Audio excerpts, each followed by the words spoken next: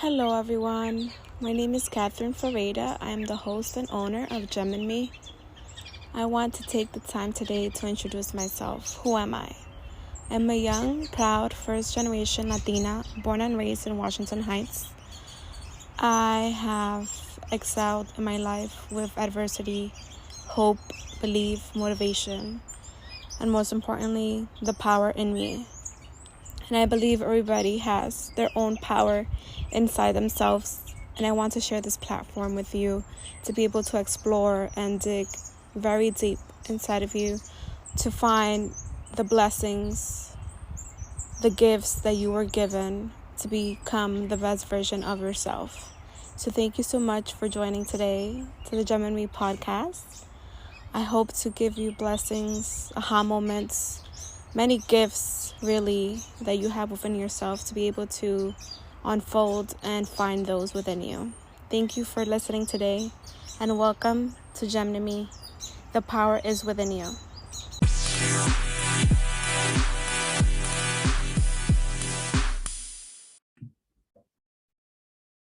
Hola amigos, gracias por estar aquí.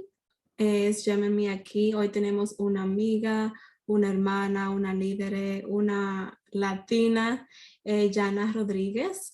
Ella es bien especial, nos conocimos en un fellowship y en verdad desde que la conocí, I was like, oh, wow, like, qué impresionante, porque en verdad se hace ver como latina, como dominicana, como persona, y está peleando la batalla, ¿verdad? De los latinos, de los niños, de que el mañana de nosotros, de los niños de nosotros, sea mejor.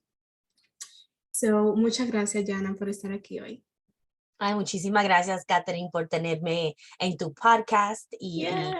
y vamos a hablar de la importancia, ¿verdad? La importancia de poder hablar de lo que es lo más importante, que es el cuidado infantil para mí ahora mismo y poder ser esa mujer emprendedora que hablas tanto. Sí, y eso no para ahí. So I want to read you guys the bio because it's very impressive. Aquí vamos a hacer un chin de español, un chin de inglés. But Janna, since early childhood, politics has been part of her life, right? So she has begun volunteering in different politician campaigns since the age of 16, working on campaigns from local school boards to presidential. She has interned in different organizations and campaigns. She worked in the medical field since she was 16, beginning in the South Nassau Community Hospital, and she was hired immediately and became the youngest nursing assistant at the age of 18. So that's very impressive. She has earned her BA from City, which is CUNY, York College, and her major was political science, focusing on law with a minor in medical anthropology. So you have various degrees, as I see here, and you are now the owner, right, the provider at Innovative Decor Corps, and the hometown is Freeport, New York. So you have done so much impressive work and you continue to grow and expand. So thank you so much for being here today. Oh my God, thank you. Thank you for highlighting. Thank you for highlighting some of those accomplishments that many times when we're going through our journey, we don't take a step back and actually realize how impactful we've been with our actions, with our words. I think for me, it's like so important for me to be intentional in my work and intentional in my words because they're powerful. They're really powerful. And so it's always nice to take a seat back and listen to someone read out your bio and bring you back to those moments where they were challenging moments where you didn't think that you were going to be able to succeed, right? Because you were going through so many different trials and tribulations of transitioning from one job to the next. And you're able to see that at the core of that is that public servant aspect of me, right? That aspect of wanting to help others, to be part of the change that we all want to see in our world, and really be intentional in that purpose as well too. And so I'm definitely grateful for being here. I thank you for doing the work that you're doing, because we need more spaces to be able to be authentic, to be able to speak your lived experiences, and just to be able to know that who you are and what you've done and where you started isn't where you're going to end. And I hope that I continue to inspire, which is part of my purpose as an educator, to continue to grow as an educator and grow as a human being. Yeah, that's amazing. Thank you so much for highlighting that. And as you said, sometimes we don't celebrate our accomplishments, our struggles, adversity and everything that we've been through. Because as Latinas, right, we are always aiming for more, right? Aiming for more. And you don't stop and be like, wow, like I've already accomplished so much, right? And you have to celebrate yourself, be grateful for what you have, what you had and what you're going to have, right? So Right. taking that moment, like you're amazing, you're doing it, you're making it happen, embrace it, savor it, and celebrate yourself. So thank you so much. I'm so Yeah, proud of yeah. you. You're doing amazing This things. is about us celebrating, right?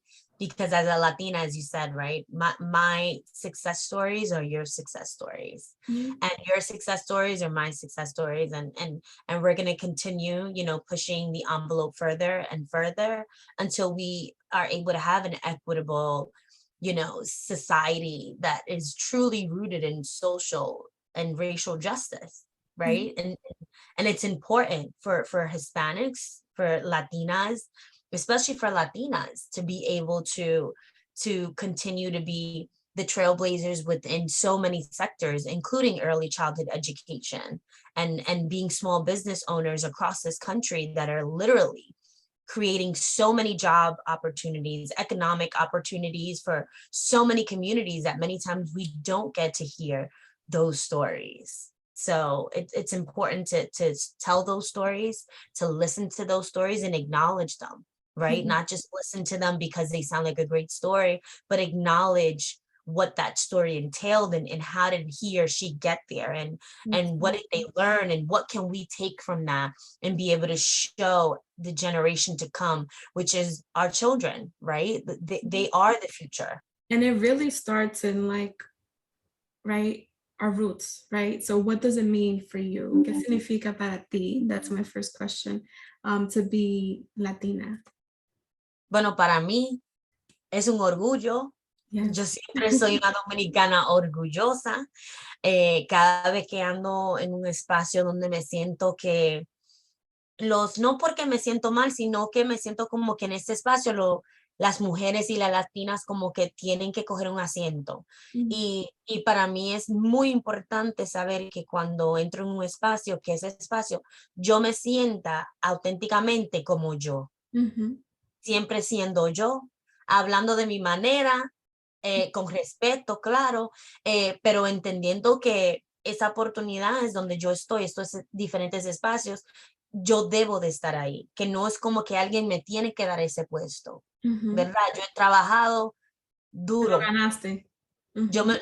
lo he trabajado, el esfuerzo se me ha visto y se me sigue viendo, entonces claro que yo me he ganado ese puesto.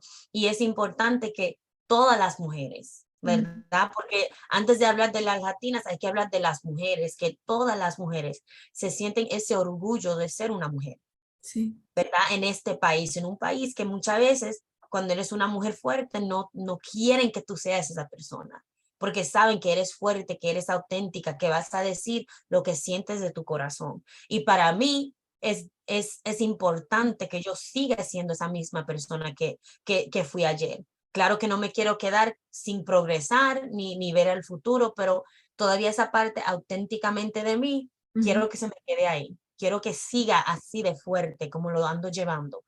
Bueno, para mí, yo Sí, me siento no.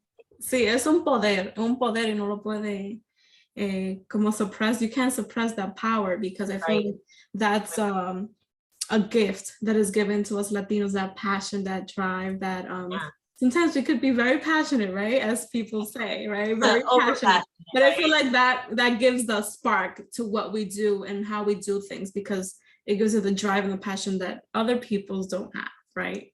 Yeah. So I'm so happy that you're owning your space, you're owning being Latina, Dominicana. And like I said in the beginning of the intro, like when I saw you speaking at the fellowship first ceremony, welcome ceremony, I was so happy. I was like, oh my God, look at her. She's Dominican, she's doing so many things. And I was so happy, you know, because you don't see it as much, right? We don't see as much Exactly. Dominicanas, right?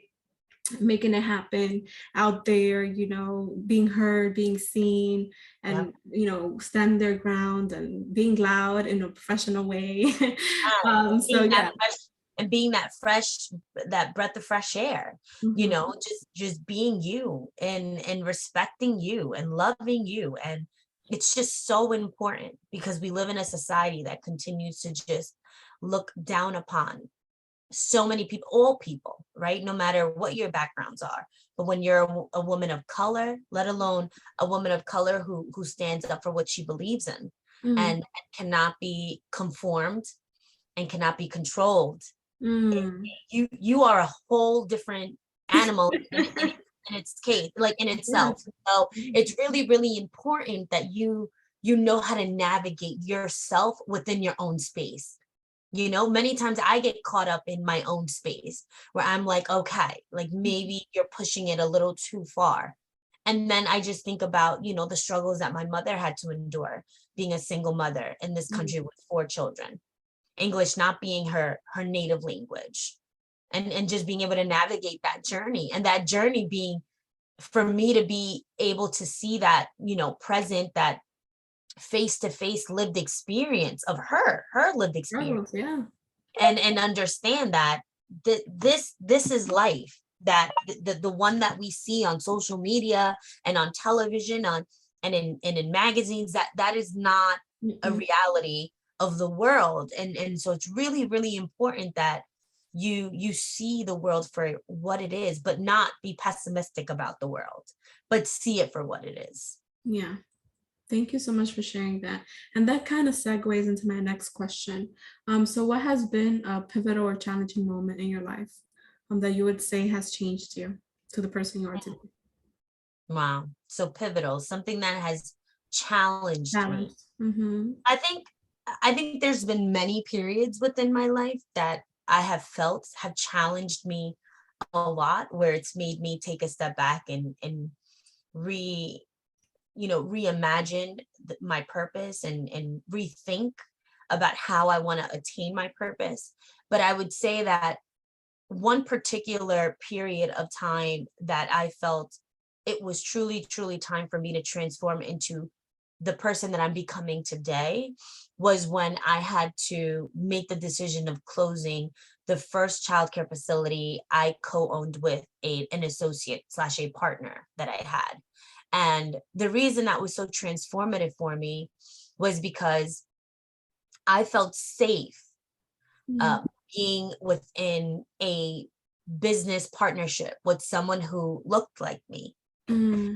and understood the importance of why partnerships like those are so critical and impactful for our communities. But that same lived experience also taught me that you can't just automatically assume that because you come from the same culture or you look the same, that Mm-hmm. automatically I'm going to have your best interest. Mm-hmm. Many times within our culture, right, the Latino Hispanic culture, we're all about trying to help and support, but then there are, you know, those individuals that, as much as they may praise that, Mm-hmm. their actions speak otherwise, right? And it's contrary to what, you know, is being discussed out in the open, or being shown to the open, you know, to others. And so for me, it was very transformative because it was difficult for me to first and foremost close a chapter that began a journey for me into early childhood education, and understanding that now I was going to embark on this journey alone. And not that I was afraid of being alone, but just all of that at the same time compounding together was, it was a test. It tested me. It tested my strength. It tested my resilience. Mm-hmm. It tested my authenticity. because I needed to be true, so true to myself, that even on those days where it's 12 o'clock at night and you're hysterically crying because you're just like, is this gonna work? Mm. You know, you have to Yeah, wipe those tears and say, it is. I'm here. I'm here and I have your back. Yeah. There's no one that's going to have your back more than you are. No one.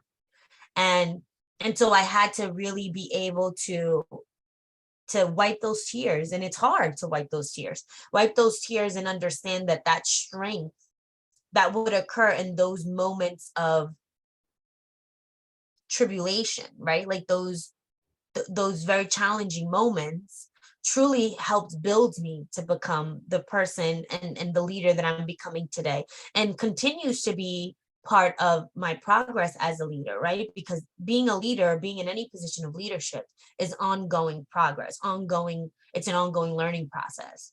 Agreed. And so for me, it just made me pivot and understand the importance of knowing how to be habitable and how to pivot when you need to pivot without allowing your world to come crumbling down, because that's how it feels, That's how it right? feels. It's like your dreams are being shattered, that's how I felt, but now I see it, like now it's like it's so clear and vivid to me that I had to do that, and I'm so proud of myself for being able to live that, go through it and speak it out and acknowledge it, and then be able to pass it on to others so that they don't have to endure that pain, right? Everyone's going to go through their own lived experiences and pain, but if I'm able to tell my story about how difficult it was because I felt like that was a safe place for me, and it wasn't, due to the cultural similarities, that others who are in that same situation won't have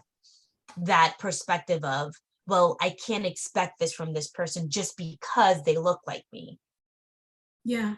And it's so it talks volumes really. Thank you so much, first of all, for sharing that and being vulnerable and sharing your story.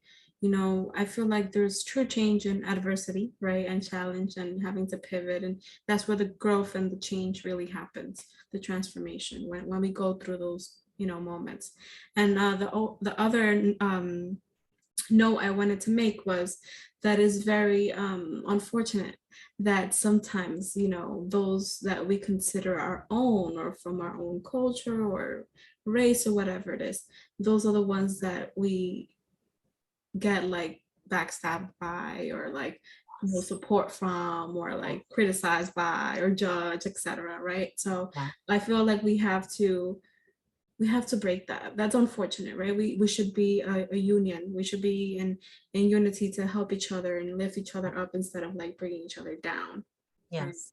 Yeah. And that's the disconnection, unfortunately, that I've seen a lot of too, and let's say Dominicans, Hispanics, Latinos in general. Yeah. So it's Yeah. unfortunate. And you also see, and it's a lived experience that I had to live through, right? It was at that moment, at that time period, I had to go through that. And a lot of it also that we probably see, and you've probably seen, is when there's an age gap, right? Where there's that different perspective on life Yeah. and outcomes of life versus someone's perspective and outcomes of life from 20, 30 years ago. It's Mhm. not the same. And sometimes it's very difficult to be able to balance out those ideologies and perspectives. And so, but it's important to talk about them, and for others just to feel that it's not just happening to you, Mhm. right? Because that's how I felt. I felt like this just has to happen to me, you know, No. and that's not, and it's not a reality. Yeah. But because we don't have spaces such as these to be able to discuss such, trying moments, you really wouldn't know. And so whoever's listening, and I encourage everyone that is listening to speak your truth. Yeah. It's really, really important. It's important for you to share your story, because at the same time we create these spaces to, we're not alone, others are going through it too, but you Yeah. also create a platform of support and empowerment, right? Like we made it through. Like if we don't speak about it, then nobody's aware that it's happening, right? And we can't really change it, So like speaking about it really helps, the person who has lived it and others who, might feel alone or like, oh, this can happen to me or yeah. Right. So I'm going to ask you another question. ¿Cuál es tu propósito de vida? Mi propósito de vida. Bueno, mi propósito. Yo creo que el propósito mío es seguir haciendo lo que ando haciendo, Ujú, asegurando que mis acciones sean auténticas, sigue siendo la persona real que soy, intencional y siendo parte del cambio que quiero ver en el mundo. Para mí es importante ser parte de ese cambio, porque yo creo en el cambio. sí. Hay mucha gente que habla de cambio y dice, sí, porque me gustaría hacer esto y porque tenemos que luchar, pero ¿qué andas haciendo para poder luchar, para Mm, poder llegar a ese punto donde todos pueden decir qué cambio se necesitaba y mira cómo llegó, ¿verdad? Yo creo que para mí es importante que yo siga siendo parte de ciertos grupos y creciendo como líder y estando en esos espacios y hablando de la importancia de la voz latina. mm. That's a big one. Yeah, thank you for sharing that. Eso, vamos a decir, la importancia de la voz latina. Like that was like what hit me the most, right? Yeah, Because we don't see it as much. And if we don't speak, nobody's going to hear us. Nobody's yeah. going to hear the problem. Nobody's going to find a solution. So thank you so much for sharing that. And I feel like our purpose changes, right? It could change, Mhm. right? Like where we at, but I feel like you're living your purpose, you're making it happen, you're helping others around you, you're building an empire. So Trying. I'm very proud of you. Thank you. Thank you.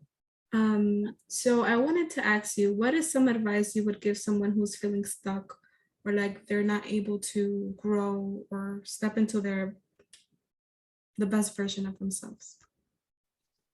I think something that I constantly do, even till today, is creating like a vision board. Mm, Like I'm always, my vision board looks different. It's not like on the wall, all beautiful with different colors and all that. It's like a notebook where I'm jotting down ideas that come to my mind. There are times that I'm up and it's like, I really would love to sleep, but my mind is just thinking about so guilty. many things, Guilty. right? And so I'll just start jotting it down so that my mind understands that I'm listening Mm, and I'm taking note, I love it. and that it's okay. Now you can let go Yes, because your it's ideas are now different. on paper, and now you can go back and work on creating that vision to turn it into a dream. And so for me, it's really important that like I constantly am always writing notes in this one little book that I have. It's my book of dreams, about the importance of what I want to do. And if I am doing multiple things, how does this come together with my purpose? Because again, like I said, like my purpose is to be that Latina voice, within specifically in early childhood education and childcare, but as a small business owner, that really speaks volumes of the impact that we are part of and that we are doing.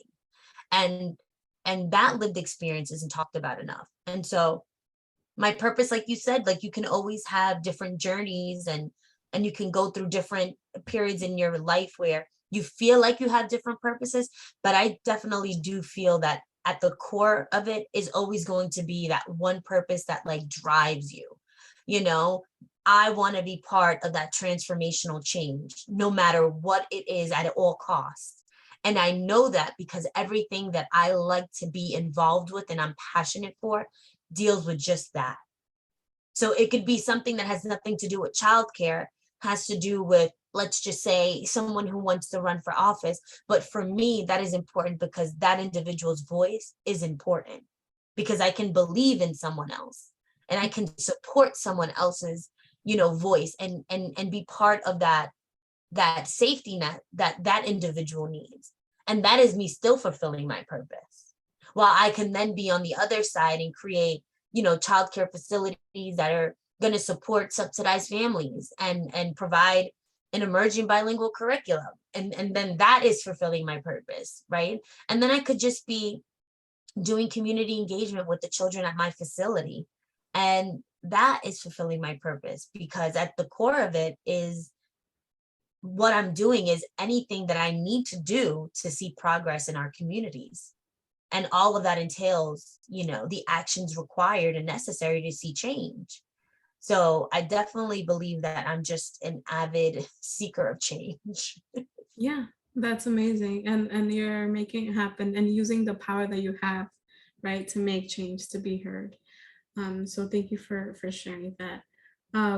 What is one of the proudest moments that you have as a Latina? Wow. There's been quite a few.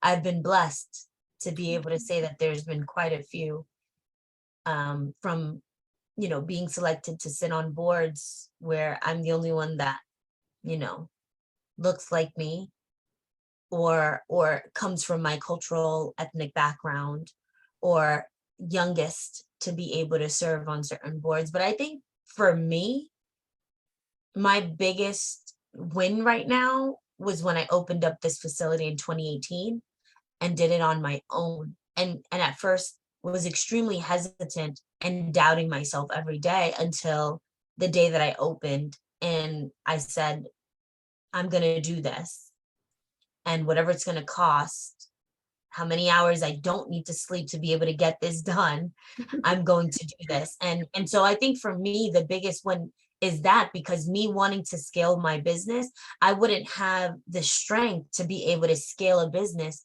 that I was so frightened of embarking on my own. And so I needed that journey of being able to push me to my limits, where I was able to know that that wasn't my limit, that the limit I believed in wasn't a limit. And that now I'm embarking on another, journey that is taking me far, far beyond where I ever thought the capacity of me scaling would even go. Right. So for many people, they've had to go from, step by step, from a home base to a small center to a medium-sized center, maybe a little larger. And for me, it's like, I'm willing to just go from a home-based facility, to owning, my own building and putting a facility that's truly, truly going to be transformational. And that's just my vision and it's my dream.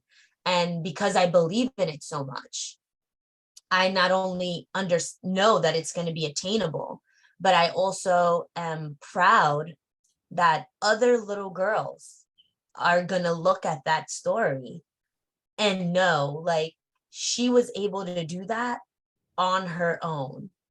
She was able to go from having no business loans to a multi-million-dollar loan, all on her own, and understanding the importance of being resourceful and having great mentors around you that understand your vision and live for it as well, because that's like really important too, because you can have great people around you, but if they don't support your vision and see it for what it is and say you're going to attain that because there's just no other way around it, you're definitely going to create this. And it does take away from that passion and that fire that you feel every day when you're working towards attaining such a dream.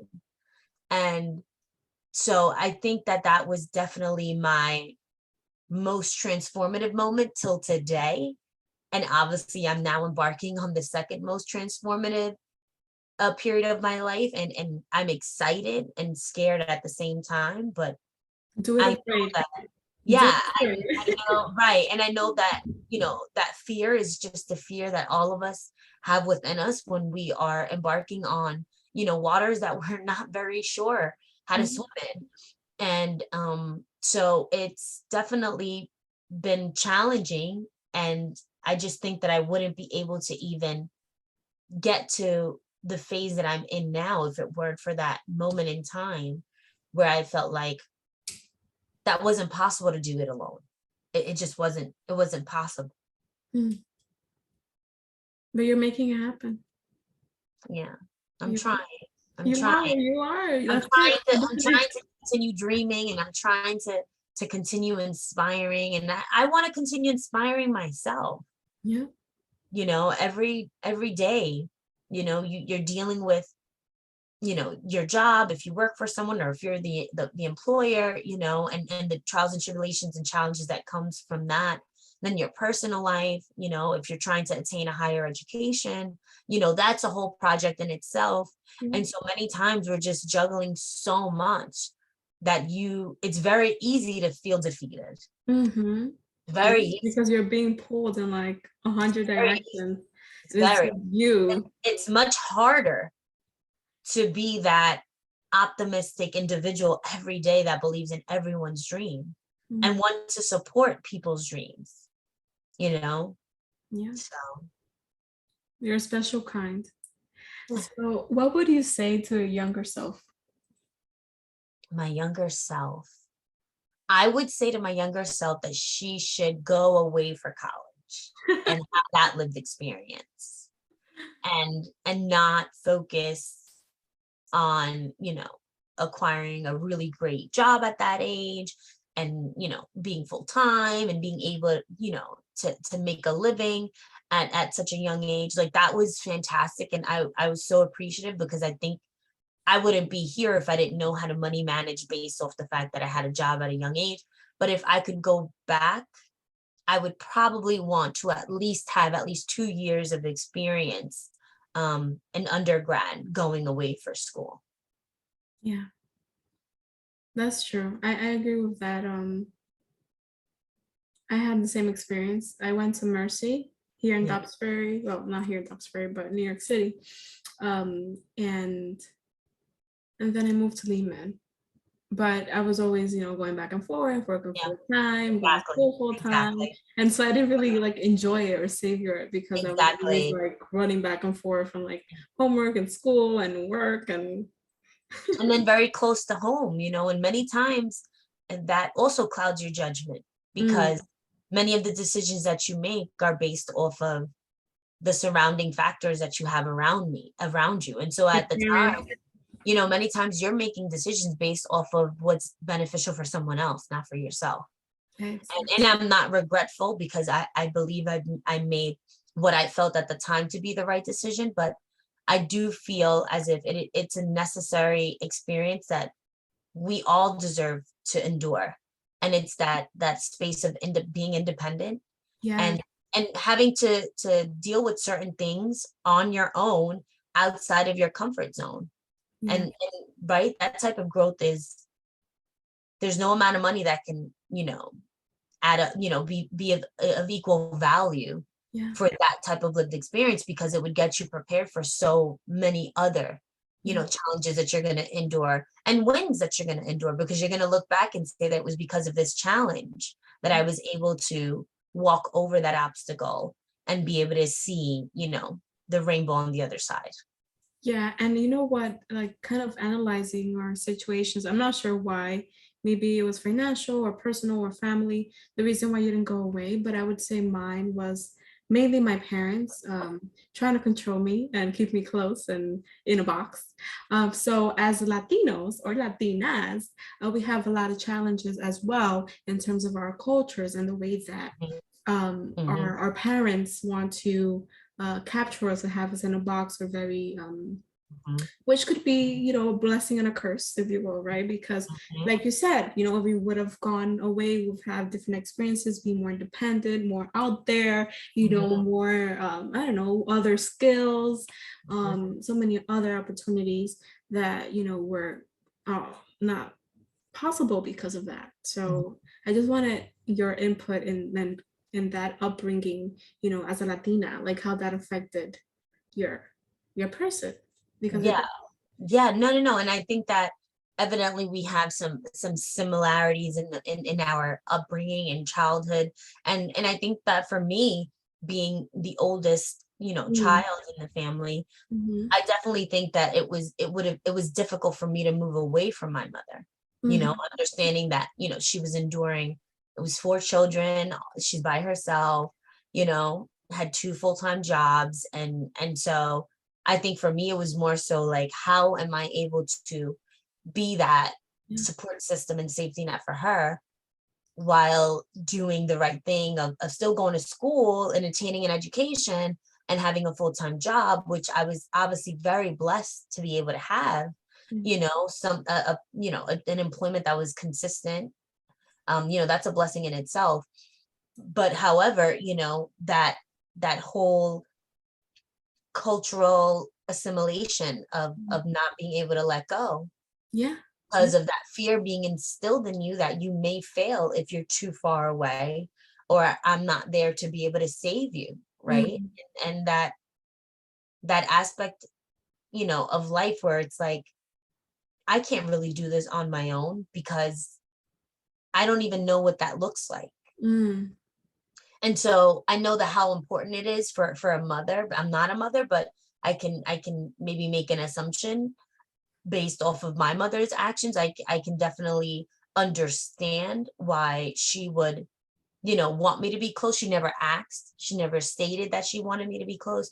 It was just an assumption that I made based off of the lived experiences that I had endured and the ones that I felt I was going to endure if I moved away.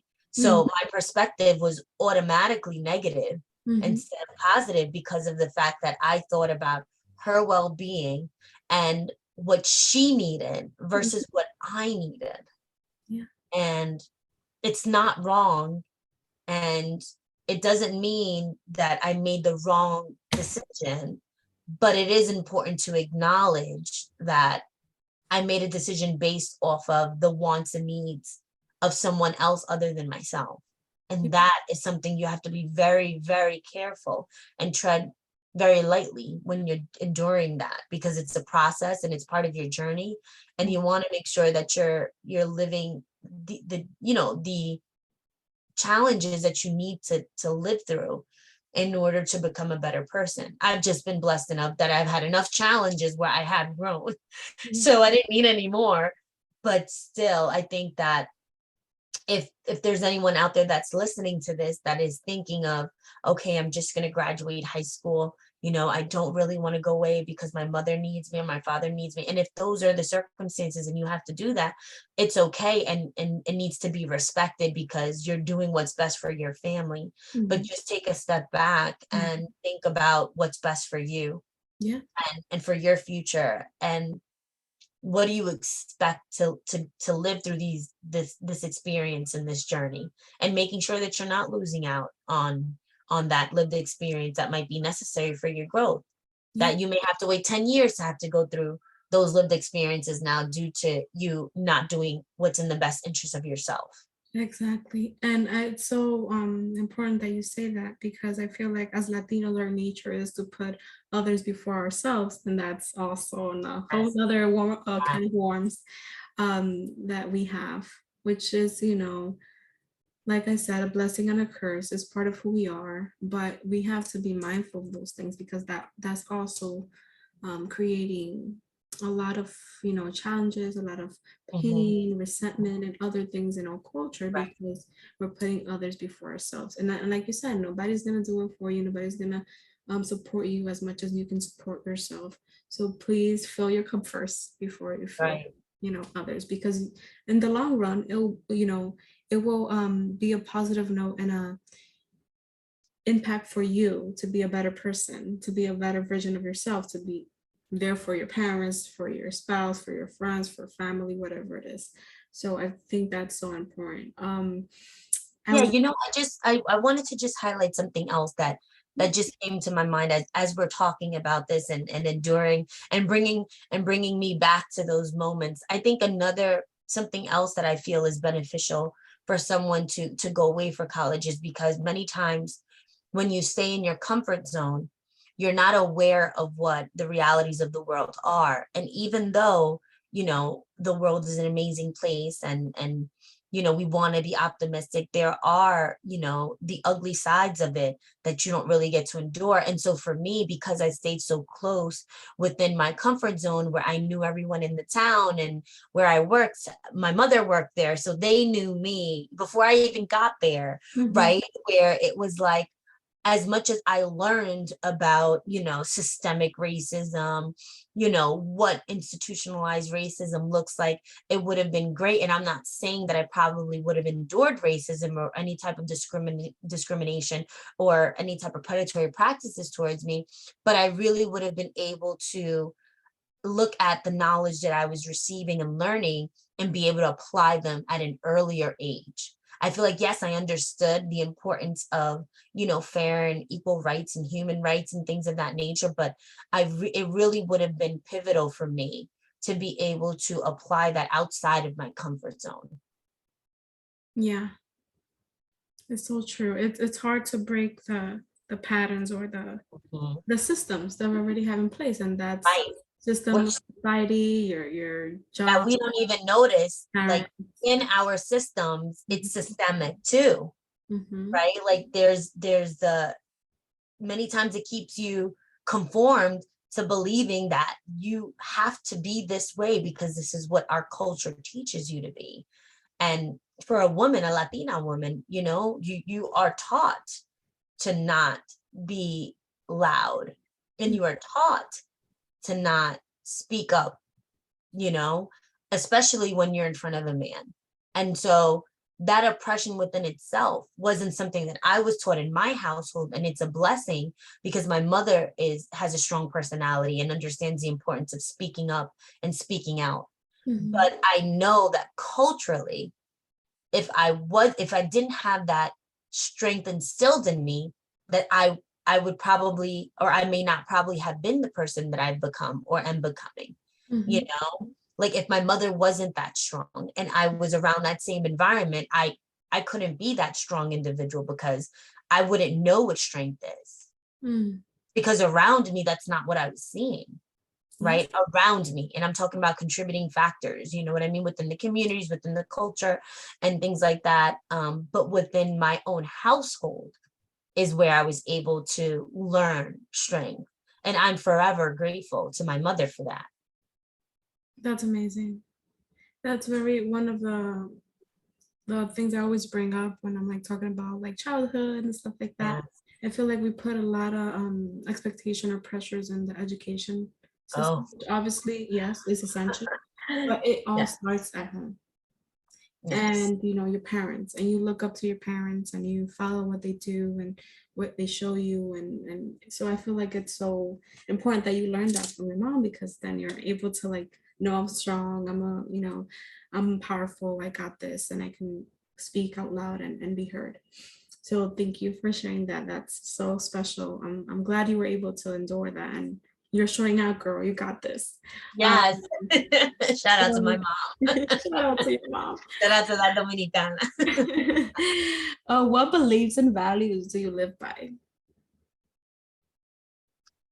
I think a value for me is living in my truth, even if it's ugly. Just accepting it, acknowledging it first and foremost, then accepting it, and then working through it on my own, because it takes me to be able to see the rainbow on the other side. No one can paint that picture. Everyone can paint that picture for you, but you can't actually see it until you see it. Yeah. And that process in itself is a difficult and challenging process, right? Like even now, as I dream so big, to want to scale my business, there's so many people who love me, and who say, maybe that's a little too fast, and it may be true, but it's the journey that I am walking in. And if I alter it, I would be altering me. And a core value of mine is being authentic and loving me for being me. And whatever that looks like and whatever it entails. And it's going to be a challenge, right? As I embark on this new endeavor. it's important for me to understand that it's okay if it doesn't go all right, that's okay. That doesn't mean I failed. Mm-mm. That all that means is that there were experiences, lived experiences that I didn't endure and I needed to endure in order for me to then be able to walk the following journey, you know? And so I think my belief is to allow others to believe in what they want to believe in and to not be judgmental on others' beliefs, ideologies, perspectives, because we've been conformed to believe that if someone doesn't believe in what you do, they are different and you should not associate or assimilate to them whatsoever. And that is just such a false narrative, one that keeps perpetuated within our society. And so for me, my beliefs, yes, I have my religious beliefs, but I don't impose them on anyone. Right. I have my political ideologies, but I don't impose them on anyone. And for me, it's just truly important to be able to just accept others for being who they are. Even if who they are isn't someone that you would say, I would like, that would be a friend.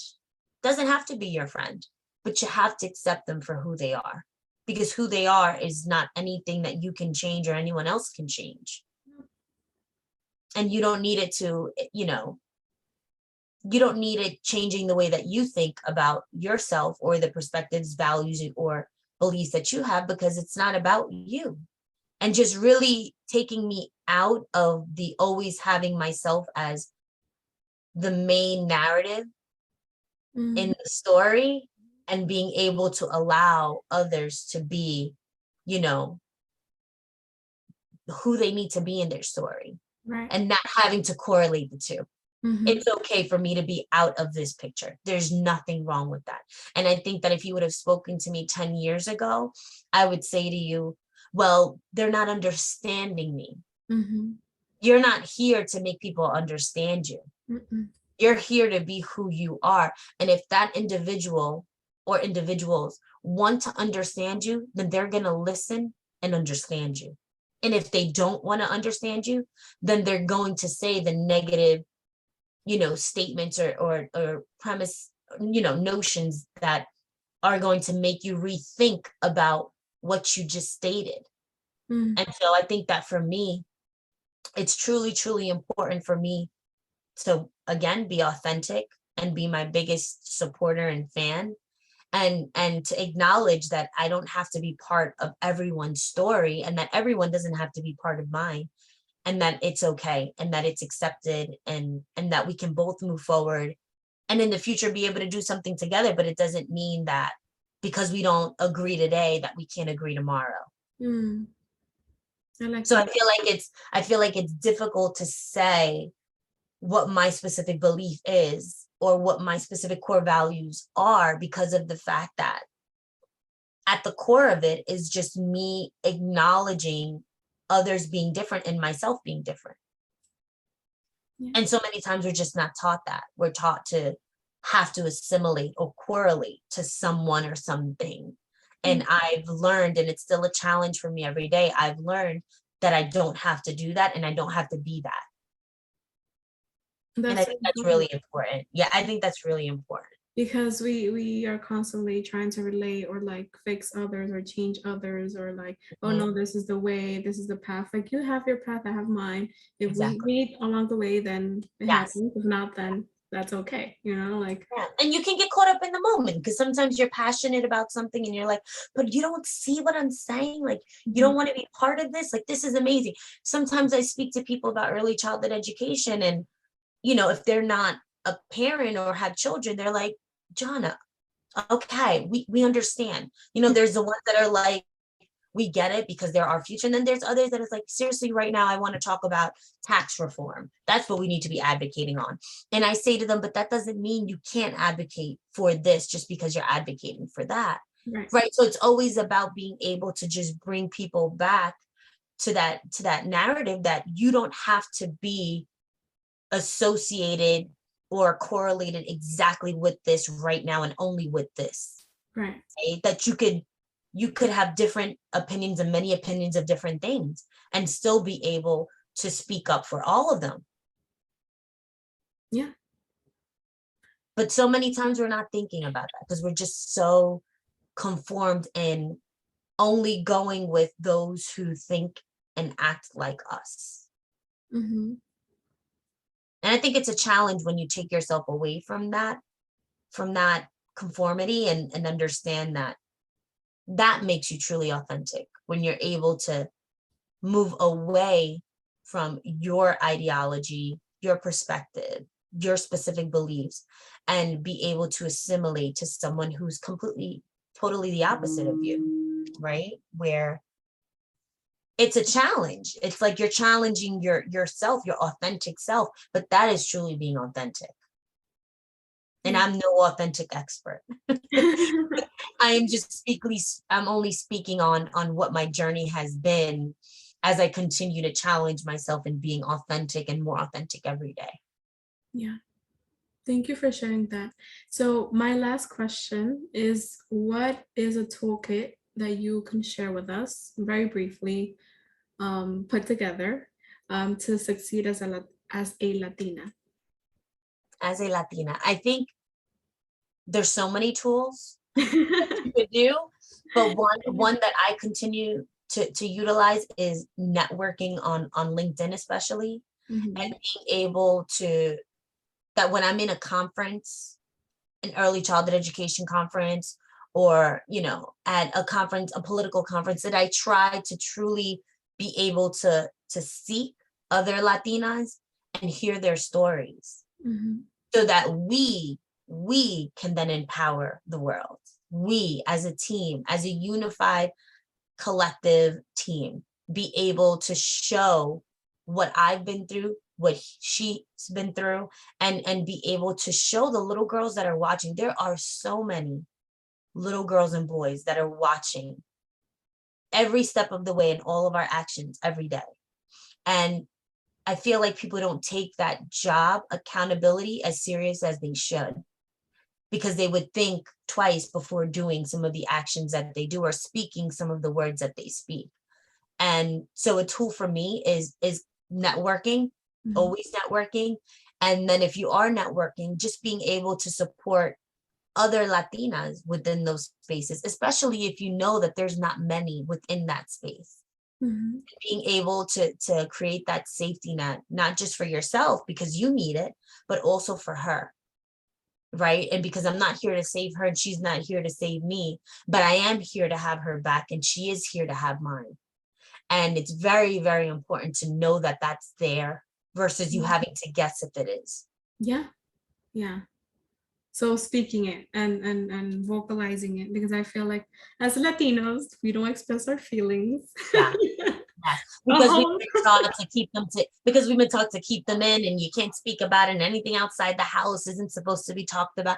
And I understand that. And I understand it because I live that and I get it, but it isn't healthy, right? And when we talk about our toxic cycles from childhood all the way up to adulthood, you have to be able to pinpoint those traumas and know how to break them. Yes. And it's a process to break them. This isn't like, yes, I remember when I was 12 that my mother, said these words to me and they've been hurtful till today. Okay, well, how do you break down those words? And how do you ensure that you aren't imposing those words on others? Because it's been imposed on you so much that it's second nature for you to act as that or speak like that, Yes. right? Because you have been instilled and conformed and conditioned to think like that. And so when you start reconditioning your mind, it's a powerful, powerful tool, a difficult one, but so powerful. And so I think another advice that I would give is for other Latinas to come together more, whether you're in early childhood education or the restaurant business or the construction sector, and talk about those toxic, cycles and trauma bonds that we've all endured. And as we continue to endeavor, take on these new endeavors that we are embarking on, how has that shaped us? And what can we do to provide better tools for those that are trying to embark on becoming an entrepreneur, a small business owner. So I think that that's really, really important as well too. And just speaking out and speaking up, and understanding that Latinas are doing amazing things. Mhm. I am just proud Thank you. I'm proud to be part of that story. And I'm going to continue working, every day tirelessly to ensure that, little girls across the world can see not just my story, but the story of others, and be inspired and want to do better, right? And want to, and understand what doing better looks like, because many times we aren't even exposed to that, Mm, because we've just been exposed to whatever we know, or whatever those who are caring for us know. And that is why it is so important that, the educators in your lives, the caregivers in your lives, understand that they play a critical role in your life. Critical. It could truly transform your adult life. yeah.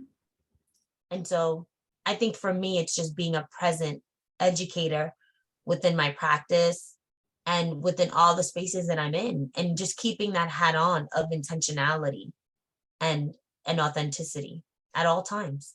I love it. You know what's so funny, that this last statement that you said, being part of the childhood, the upbringing, Mm. that crucial moments, right? Like Yes. the ages of, 5, I would say, or one, Mm, really, mm, or one mm. to like, I don't know, 13, or it's so much that we go through, that we learn these traumas, these cycles, right, that we hold on to, and they create Yes. who we are, and they affect us so much as adults. And it's essentially, it's discovering, like you said, reconditioning, right? Like you have a gem inside of you. You could break all those cycles, you could break all those traumas.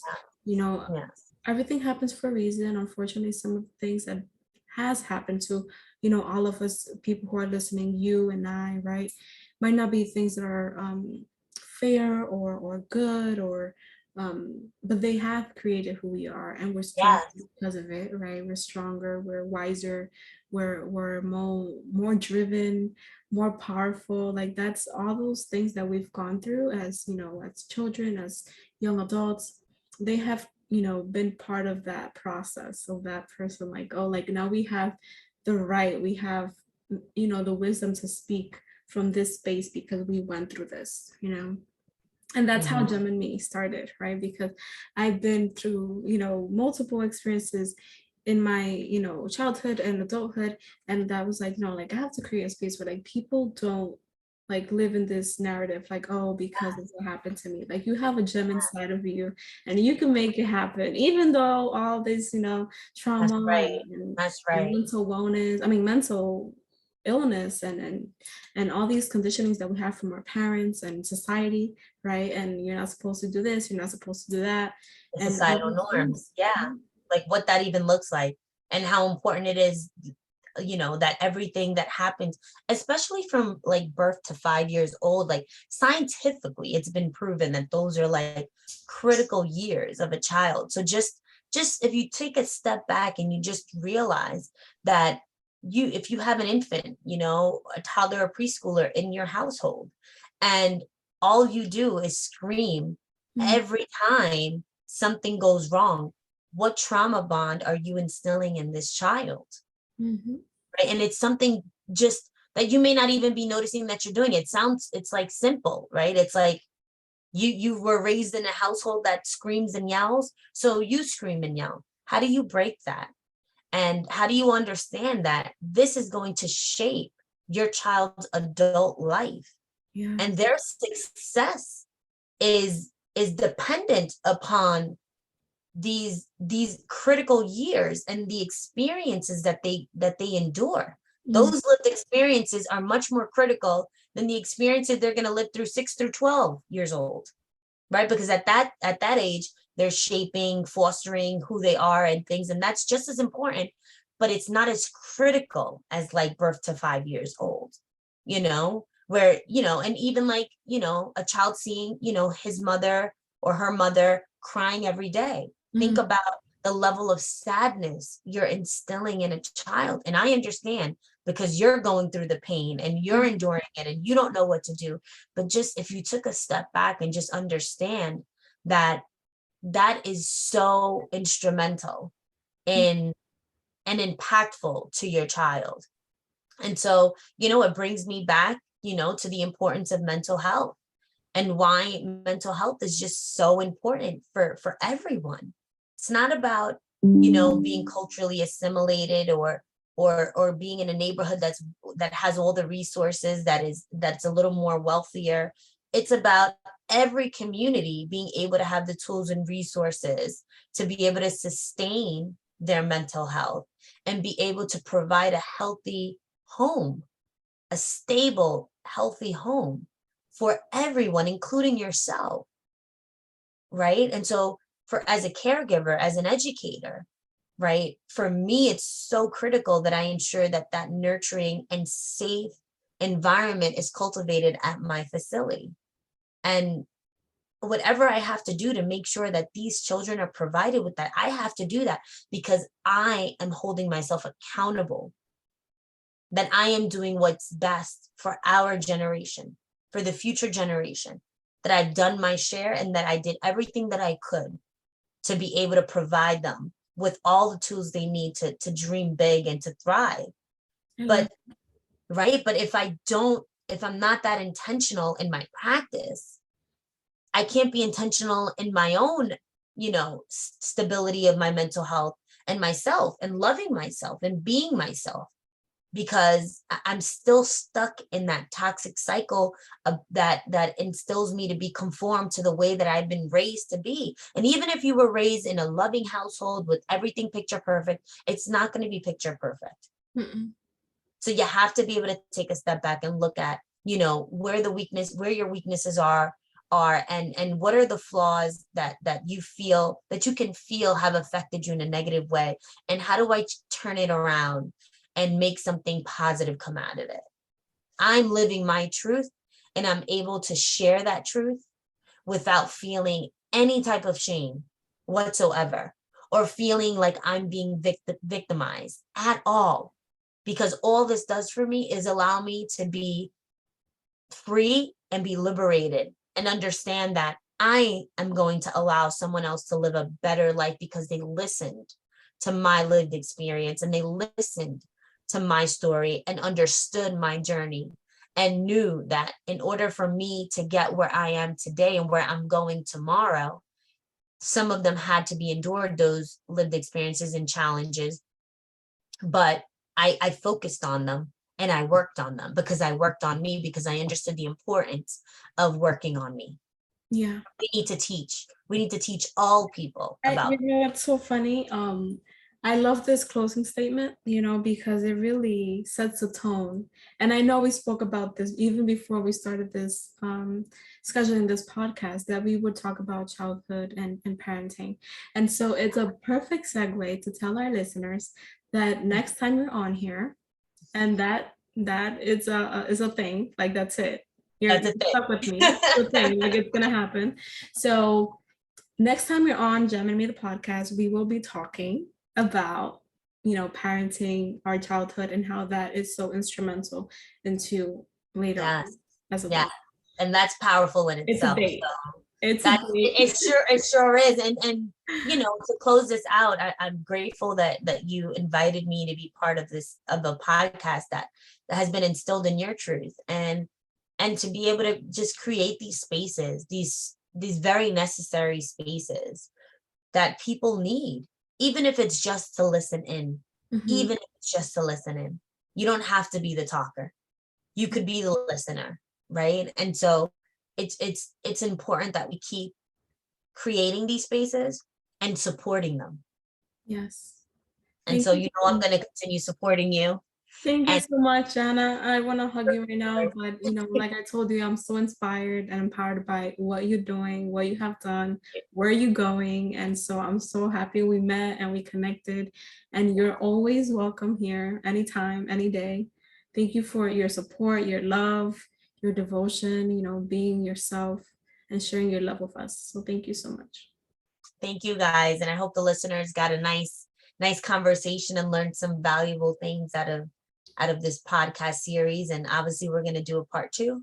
So I look forward to coming on and doing this part 2. But thank you for your work. This work is important work, right? It's work rooted in justice and being just. And so it's important that we continue to support one another and work on building up our futures. And the futures aren't us. We're living already. It's the vulnerable, marginalized children that don't have that empowerment that's needed because it's not being instilled in them. And so it's important that we keep doing this. I feel empowered after today. That's even possible to be more empowered than I already am. But it's definitely a blessing. I'm just grateful, and I just want to, thank you for this work that you're doing, this very important work. So I look forward to listening to your podcast in the future. Thank you.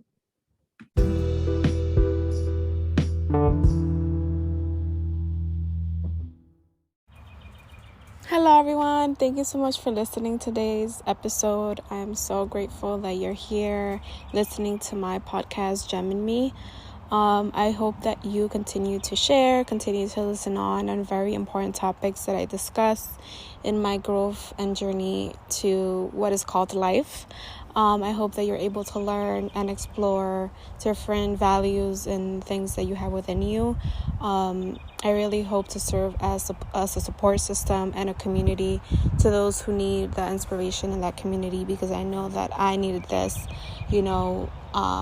I still do, but like growing up, I felt like I needed something where I can, see the examples and have a support system. So I hope to serve as such.